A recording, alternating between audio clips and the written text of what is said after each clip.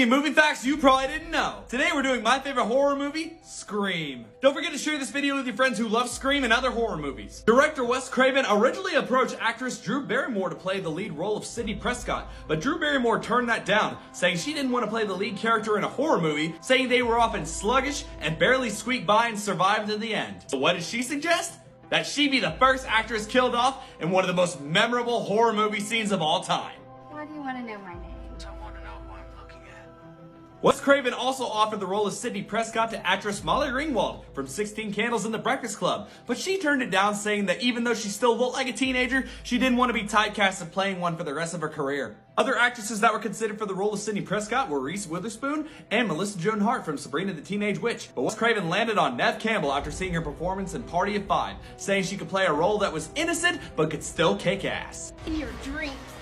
The special effects team for this movie used over 50 gallons of fake blood. David Arquette later revealed that he turned down the role of Billy Loomis and wanted to play the role of Dewey. One of the reasons Skeet Ulrich was cast to play Billy Loomis in Scream was because he bared some resemblance to Johnny Depp in Nightmare on Elm Street. The party scene at the end of the movie takes up a screen time of 42 minutes. It took 21 days to film because it could only shoot at night. Henry Winkler from Happy Days played the principal at Sidney Prescott's high school in this movie, and when he goes into his principal's office and opens up the closet, you can see Fonzie's leather jacket hanging in there. Hey!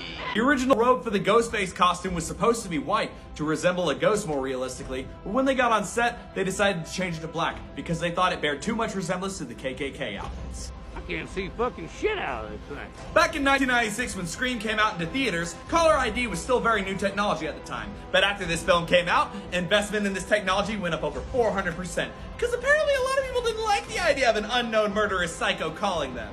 Matthew Lillard almost didn't get the role of Stu. He was taking his girlfriend at the time to an audition in the same building they were holding auditions for Scream. The casting director saw him in the hallway, asked him to audition, and he got the part, which launched his acting career. Can you imagine had Matthew Lillard's acting career not gotten launched?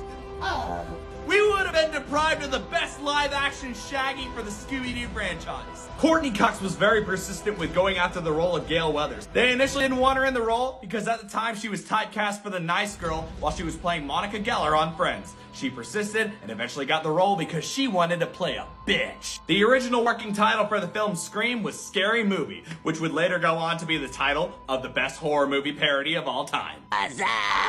The actor who played the voice of the Scream Killer was Roger Jackson, who none of the cast members met before production. So when you see Drew Barrymore and Neve Campbell on the phone, they're actually talking to Roger Jackson, and it was their first time ever hearing his voice. So their reactions are 100% real. I'm sorry.